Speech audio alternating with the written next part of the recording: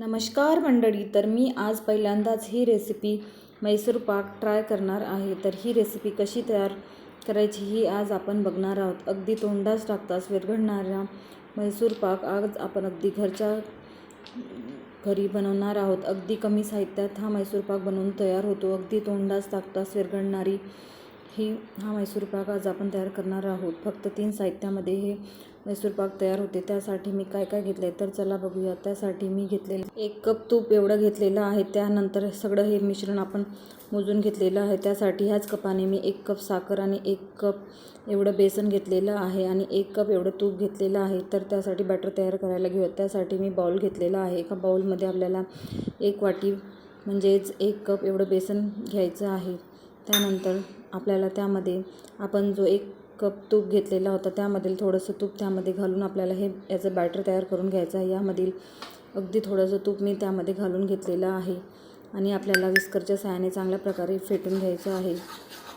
तर बघू शकता इथे हलक्या हाताने आपल्याला अगदी एकदम मऊसूत असं होईपर्यंत आपल्याला हे पेस्ट बनवून घ्यायचं आहे. तर बघू शकता इथे आपल्याला सगळ्या गुठळ्या मोडायच्या आहेत. त्यानंतर पुन्हा थोडंसं मी तूप त्यामध्ये घालून घेत आहे. अगदी स्मूथ असं बॅटर आपल्याला हवं आहे.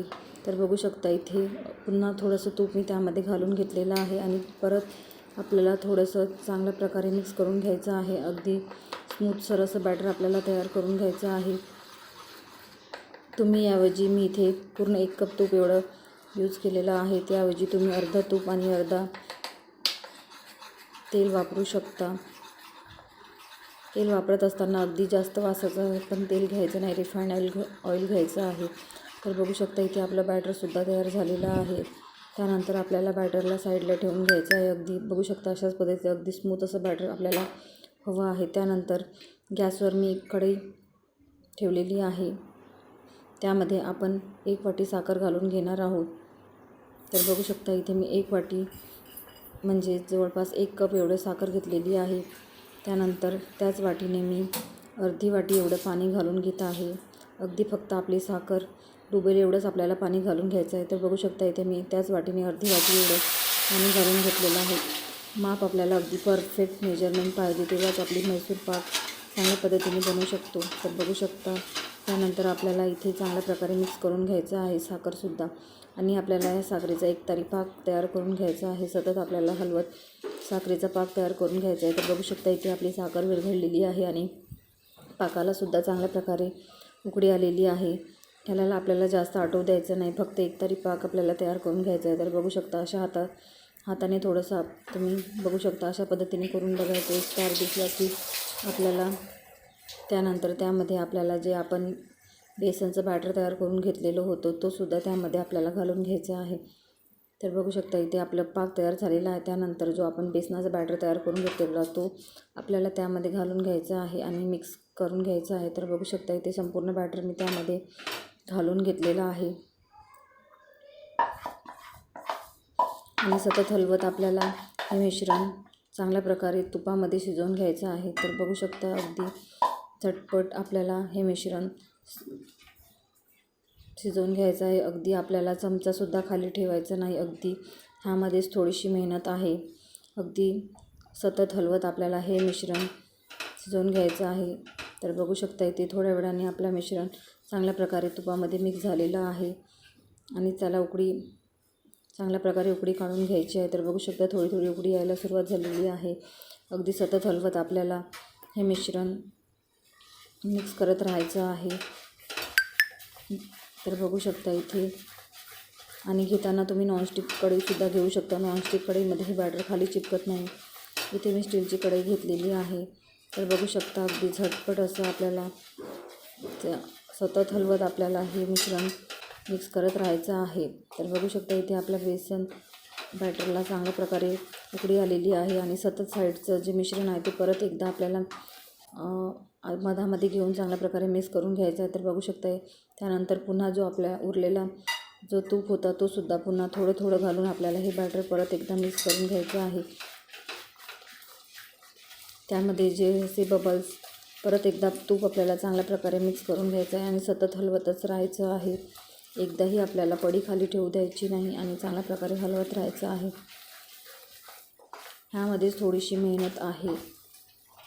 तर बघू शकता संपूर्ण साईडचं जे होतं ते सुद्धा मी मधामध्ये घालून चांगल्या प्रकारे मिक्स करून घेतलेलं आहे. आणि पुन्हा सतत आपल्याला मिश्रण मिक्स करून घ्यायचं आहे.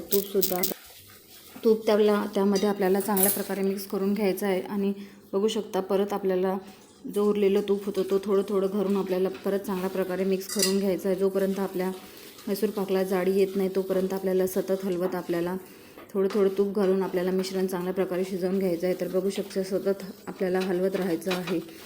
तर बघू शकता थोडी थोडी जाडी यायला तयार झालेली आहे. तर त्यानंतर आपण संपूर्ण तूप त्यामध्ये घालून घेतलेलं आहे आणि परत एकदा चांगल्या प्रकारे मिक्स करून घ्यायचं आहे. जोपर्यंत कढई आपल्या मिश्रणाला सोडत नाही तोपर्यंत आपल्याला चांगल्या प्रकारे यामध्ये मिक्स करून घ्यायचं आहे. तर इथे बघू शकता इथे आपल्या मिश्रणाचं कलर चेंज झालेला आहे. तर हे आपल्याला फुल फ्लेमवरच करायचं आहे आणि चांगल्या प्रकारे मिक्स करून घ्यायचं आहे. तर बघू शकता इथे आपलं मैसूर पाकला चांगल्या प्रकारे जाडी आलेली आहे. त्यानंतर इथे मी एका भांड्याला थोडंसं तूप लावून घेतलेलं आहे आणि संपूर्ण मिश्रण त्यामध्ये घालून घ्यायचं आहे. आणि हे स्टेप अगदी फास्ट करायची आहे. यामध्ये माझी गडबड झालेली आहे. यामध्ये मी थोडंसं लेट झालं मला टाकायला, त्यामुळे इथली संपूर्ण जी जाडी आहे ती गेलेली आहे इथे. त्यानंतर आपल्याला काहीही थोडंसंही हलवून घ्यायचं नाही, त्याला टॅपसुद्धा करायचं नाही, जसं आहे तसंच ठेवून घ्यायचं.